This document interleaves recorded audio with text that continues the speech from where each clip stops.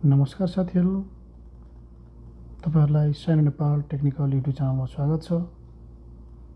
यदि साथीहरू तपाईहरु पहिलो पटक यो च्यानलमा भिजिट गर्दै हुनुहुन्छ भने यो च्यानललाई सब्स्क्राइब गर्नुहोस्।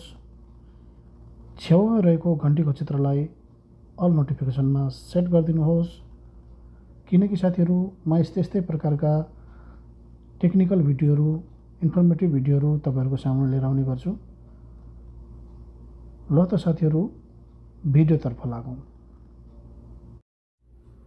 नमस्कार साथीहरू, आज हामी सिक्नेछौँ हाम्रो जीमेल एकाउन्टलाई कसरी सिक्योर गर्ने र कसरी टु स्टेप भेरिफाई गर्ने। ल साथीहरू ढिला नगरिकन भिडियोतर्फ लागौं। सबैभन्दा पहिला साथीहरू तपाईले जानुपर्ने छ जीमेलमा टच गरौँ। त्यसपछि साथीहरू तपाईले यहाँ माथि देख्न सक्नुहुन्छ जीमेल आईडी को लोगो छ, यहाँ टच गरौँ। त्यसपछि म्यानेज योर गुगल एकाउन्ट भन्ने यहाँ माथि छ अप्सन बक्समा एउटा फर्स्टमै, त्यसलाई टच गरौँ। त्यसपछि साथीहरू अलिकति स्क्रोल गरेर यता आउँ, दायाँतर्फ यहाँ सेक्युरिटीको अप्सन छ, यसलाई टच गरौँ। त्यसपछि साथीहरू फेरि स्क्रोल डाउन गरेर आउनुस्, यहाँ देख्न सक्नुहुन्छ टु स्टेप भेरिफिकेसन। यसलाई फोन नम्बर हालेर भेरिफिकेसन गर्नुपर्ने छ, यसलाई टच गरौँ।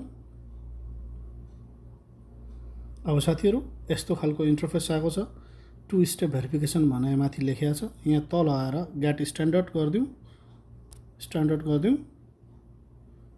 अब साथीहरू तपाईले तपाईको जीमेल एकाउन्टको पासवर्ड हाल्नुपर्ने हुन्छ। म मेरो जीमेल एकाउन्टको पासवर्ड हाल्न गइरहेको छु।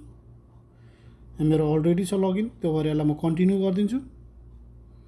अब साथीहरू त्यसपछि यहाँबाट नेक्स्ट गरिदिउँ। अब साथीहरू यहाँ देख्न सक्नुहुन्छ तपाईले टु स्टेप भेरिफिकेसन भनेको छ। तपाईले कुन मोबाइलबाट भेरिफिकेसन गर्दै हुन्छ त्यो मोबाइलको डिटेल्स यहाँ आइसकेको छ।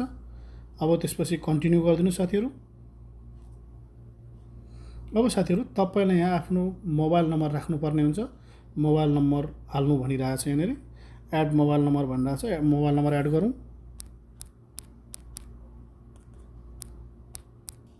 मैले मेरो मोबाइल नम्बर राखिदिसकेको छु साथीहरू, तपाईहरु पनि आफ्नो मोबाइल नम्बर राखिदिनुस्। यहाँ जस्ताको तस्तै छोडिदिनु होला, किनभने टेक्स्ट मेसेजमै छोडिदिनु होला, फोन कल्समा सेलेक्ट नगर्नु होला।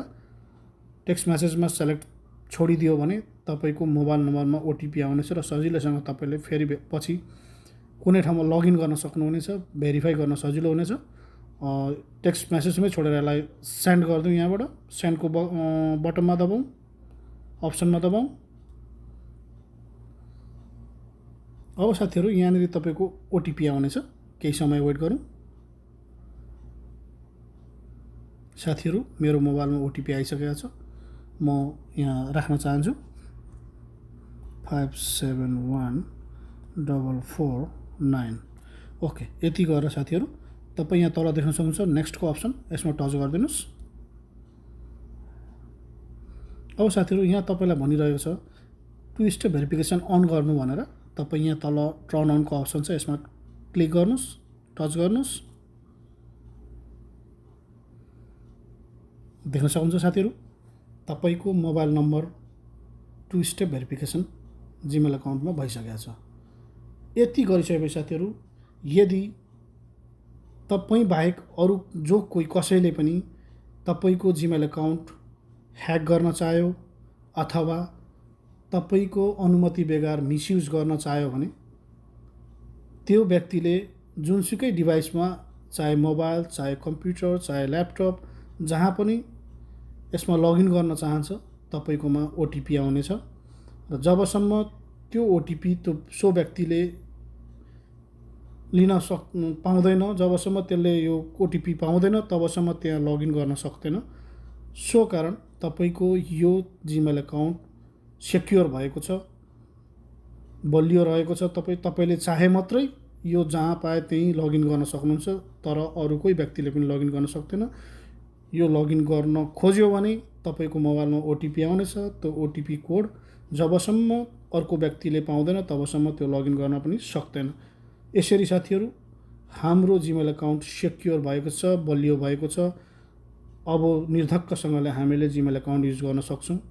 यसरी साथीहरू म यस्तै प्रकारका भिडियोहरू तपाईहरु सामुन्ने लिएर आउने गर्छु।